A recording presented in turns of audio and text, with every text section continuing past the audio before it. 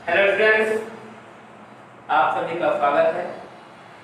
जैसा कि मैं आपको पिछले वीडियो में रासायनिक संयोग के नियम यानी द्रव्यमान संरक्षण, स्थिर अनुपात का नियम, अनुपात का नियम, विविधर अनुपात का नियम, गुणित अनुपात का नियम, ये पांचों नियम मैंने आपको बताया। इसके बाद एक मैं आपको रासायनिक समीकरण के बारे में बताया। क्योंकि रासायनिक समीकरण है क्या, तो उसके बारे में बताया। क्योंकि हमारी केमिस्ट्री है, केमिस्ट्री में जितनी भी क्रिया होगी सिर्फ केमिकल इक्वेशन से होती है।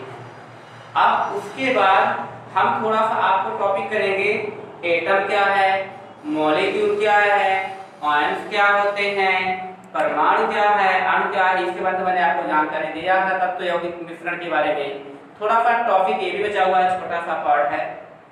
तो देखिए क्या होता है, आज मैं इसके बारे में परमाणु के बारे में बात करेंगे। परमाणु है क्या, तो आप जानते हैं डाल्टन के परमाणु सिद्धांत के अनुसार, पहले वैज्ञानिक को डाल्टन के परमाणु सिद्धांत के अनुसार प्रत्येक परमाणु अपने प्रत्येक जो तत्व होता है परमाणुओं से मिलकर बना होता है। जो डाल्टन कहते थे कि परमाणु सिद्धांत के अनुसार जो प्रत्येक तत्व होता है वह किससे मिलकर बना होता है, परमाणुओं से मिलकर बना होता है। और जब परमाणुओं से मिलकर बना होता है तो परमाणु में क्या होते हैं, तीन मूलभूत कण होते हैं। उनका नाम क्या है बच्चों, इलेक्ट्रॉन, प्रोटॉन, न्यूट्रॉन। पहले यह समझा जाता था कि तत्व का विनाश संभव नहीं है। जैसे सिल्वर है, सिल्वर को कुछ वैज्ञानिकों ने तोड़ा और तोड़ते तोड़ते तोड़ते उसको नष्ट कर दिया। जब लास्ट में थोड़ा सा सिल्वर बचा तब उनमें क्वेश्चन उठा कि ये है क्या, तब पता वहां पे यह चली ये तो सिल्वर ही था, पहले भी था, अभी भी सिल्वर है।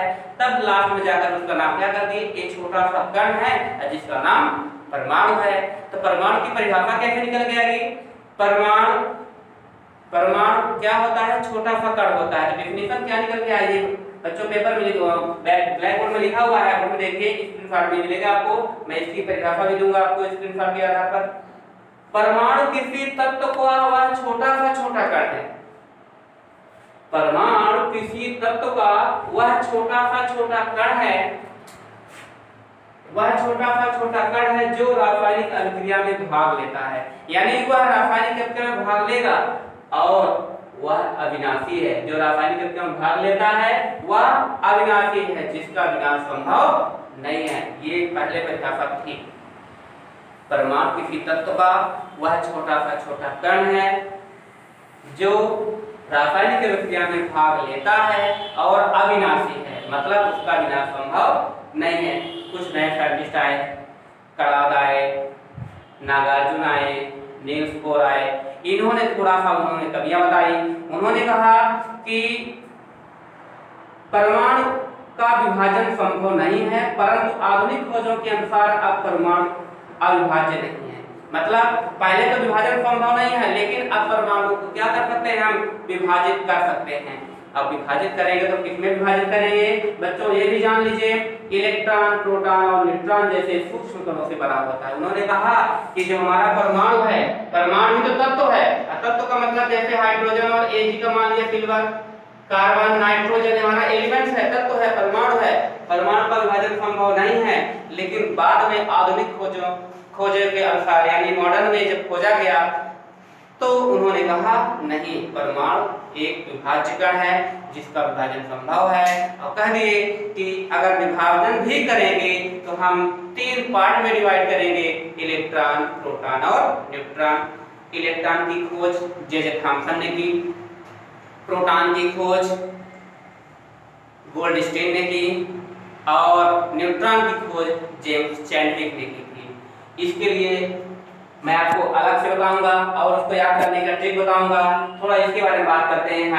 हाइड्रोजन ये है, ये Ag है, सिल्वर है, ये कार्बन है, ये नाइट्रोजन है। तो ये हमारा परमाणु था और परमाणु को जब में तोड़ा गया, यानी कि ये माना कि ये परमाणु है और इस परमाणु में तीन मूलभूत कण होते हैं। वो कौन कौन से हैं, मान लीजिए यहाँ पे इलेक्ट्रॉन ये रहता है और नाभिक में कौन सा रहता है बच्चों, यहाँ पे प्रोटॉन भी रहता है और न्यूट्रॉन रहता है।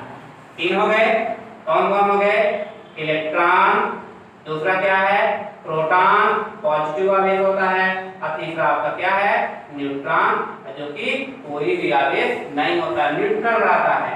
तो समझ में आ गया बच्चों, परमाणु का विभाजन संभव हो सकता है और वह क्या है, इलेक्ट्रॉन प्रोटॉन न्यूट्रॉन में टूटेगा।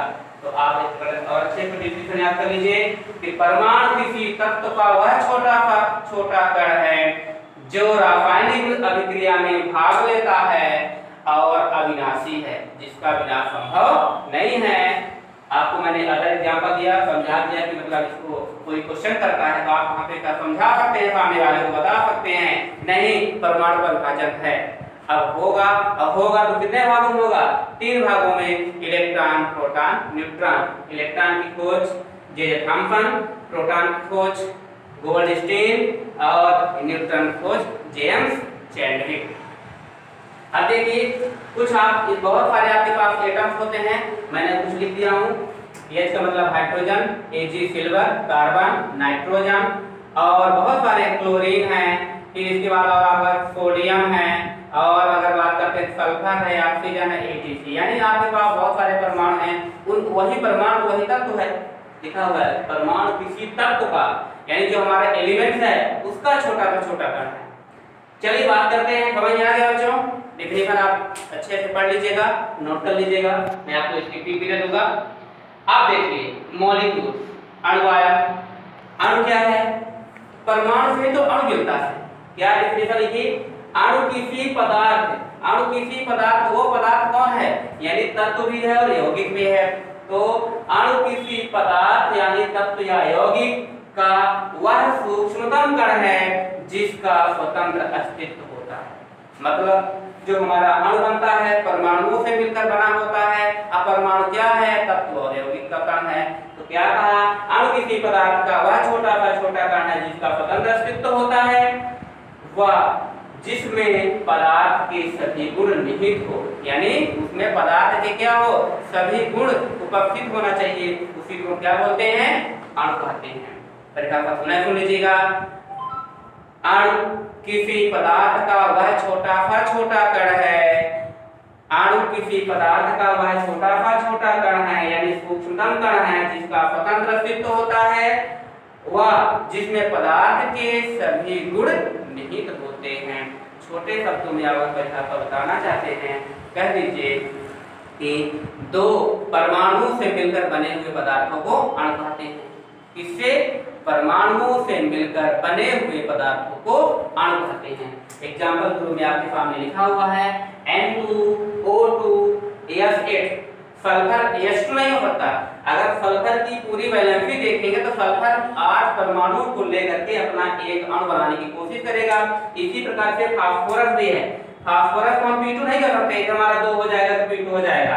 तो फास्फोरस अपनी वैलेंसी को पूरा करने के लिए 4 प्रकार के 4 P का उपयोग करेंगे, तब जाकर के एक अणु बनेगा। इसी प्रकार से H2O भी एक अणु है और हमारा CH4 भी एक प्रकार का अणु है। आपके सामने मैं प्रूव कर देता हूँ, N + N क्या हो जाएगा, ये रूप चीज बना करके N2 बना दूंगा। मतलब परमाणु जो होता है कभी क्रिया करता नहीं, परमाणु अणु बनता है इसके बाद क्रिया होती है, यानी N + N क्रिया नहीं करता, N2 क्रिया करेगा, 2N में नहीं N2 क्रिया करेगा, या तो N2 बन गया और 2 अणु बना दिया गया। इसी को हम 2N + 2N कर देते तब जाकर N2 बनेगा और 2N2 बन जाएगा। मतलब कहना चाहिए, मैं आपको समझाया रहा हूँ कि यहाँ पे N और N आपस में मिला होगा तभी तो N2 बना होगा। तो इस प्रकार से आप उसमें क्रिया करते हैं, मैं इसको आपको आगे समझाऊंगा। तो स्टूडेंट्स देखिए, हम आपको परमाणु और अणु के बारे में बताया। अब ये अणु जो होते हैं हमारे 2 प्रकार के होते हैं, उसको थोड़ा देख लीजिए कि अणु कौन कौन से होते हैं। परमाणुओं से मिलकर बने हुए पदार्थों को अणु तो कहते हैं, लेकिन मैं आपको सामने बताया कि परमाणु कैसे मिला, हाइड्रोजन प्लस हाइड्रोजन मिलकर क्या बना दिया, H2 का निर्माण कर दिया, यानी H2 मॉलिक्यूल। इसका नाम क्या है, hydrogen molecule, nitrogen molecule, oxygen molecule, sulphur molecule, phosphorus molecule, H2O पानी और CH4 मीथेन। अब बच्चों ये क्या जो मॉलिक्यूल होता है, जो हमारा मॉलिक्यूल जो होता है 2 प्रकार का होता है, एक क्या होगा, सम और दूसरा होता है आपका विषम। समपरमाणु वाले अणु और विषम वाले अणु। समपरमाणु को क्या बोलेंगे? होमो एटॉमिक मॉलिक्यूल्स। क्या बोलेंगे बच्चों? होमो एटॉमिक मॉलिक्यूल, मतलब सम प्रकार का अणु। तो सम प्रकार वाले अणु कौन कौन से होंगे बच्चों? इसकी डिफिनेशन सुनिए। इनके अणु एक ही प्रकार के परमाणुओं से मिलकर बने होते हैं।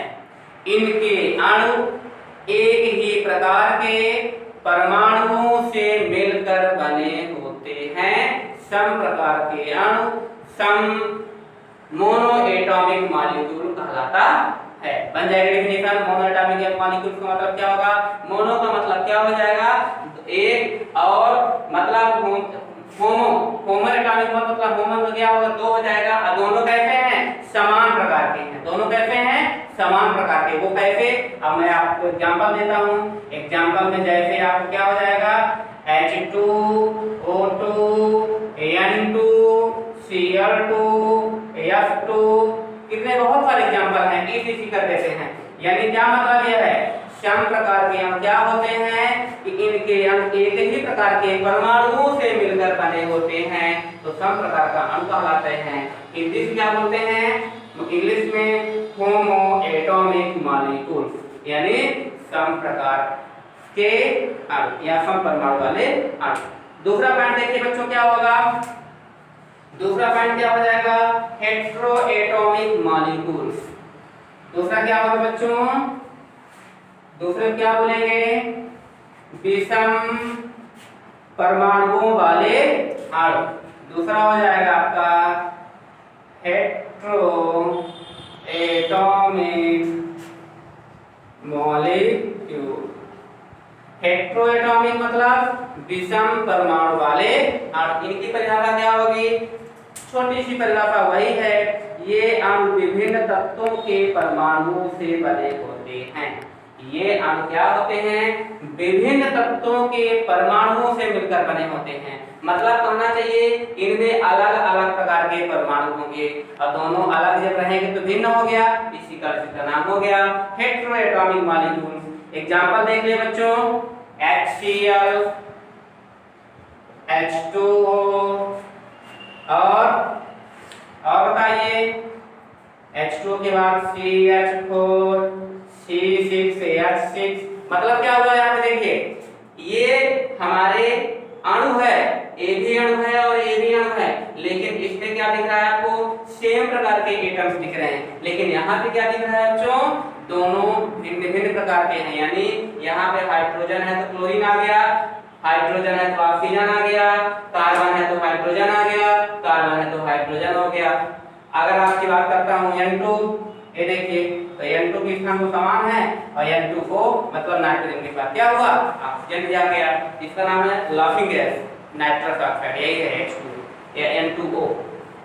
तो बच्चों इन्होंने देखा कि ये क्या है? विषम प्रकार के अणु है, ये सम प्रकार के अणु है। इनकी डिफिनेशन क्या हो जाएगी? इनके कण या इनके परमाणु क्या होते हैं? एक ही प्रकार के अणुओं से मिलकर बने होते हैं, एक ही प्रकार के परमाणु से मिलकर बने होते हैं। और ये क्या होते हैं? भिन्न भिन्न प्रकार के परमाणुओं से मिलकर बने होते हैं, इन्हें हम अणु कहते हैं।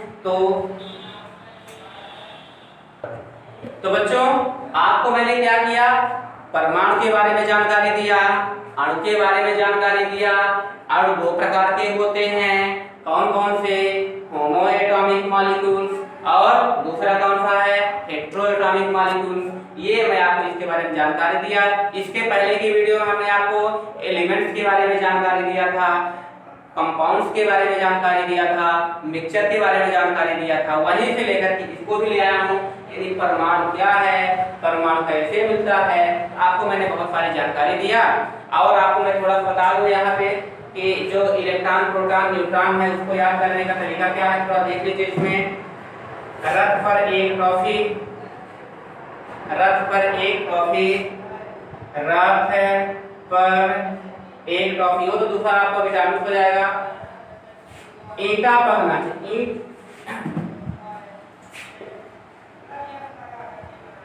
ईंटा पग नाचे, मतलब ई से आपका इलेक्ट्रॉन, ट से थॉमसन ने खोज किया, प प मतलब प्रोटॉन और ग से मतलब गोल्डस्टीन ने खोज किया था Pg, और ना से न्यूट्रॉन हो जाएगा और न्यूट्रॉन को किसने किया? चैडविक ने खोज की। तो सी लिख देते हैं। बच्चों समझ में आ गया क्या? E फॉर इलेक्ट्रॉन, इलेक्ट्रॉन खोज किसने किया? थॉमसन ने। P फॉर प्रोटॉन, प्रोटॉन कैसा होता है? पॉजिटिव। हम पद शब्द का उपयोग किए Pg, मतलब P का मतलब प्रोटॉन और G मतलब क्या हो जाएगा? गोल्डस्टीन ने खोज किया। इसी तरह से नाचे शब्द में ना n लगा दिया, कैपिटल n कर देते हैं, कोई बात नहीं, लेकिन इनका फैमिली याद रखना है आप। क्या होगा? ना मतलब न्यूट्रॉन का सिंबल क्या होता है? Small n। तो ना पर मतलब न्यूट्रॉन और आपका सी पर चैडविक, तो मतलब ईटा पर नाचे। आप इसको याद कर लेंगे तो आपसे क्या बन जाएगा बच्चों? साइंटिस्ट का नाम याद हो जाएगा कि इलेक्ट्रॉन, प्रोटॉन और न्यूट्रॉन को याद करने का तरीका है, ये ट्रिक है। किसके लिए है?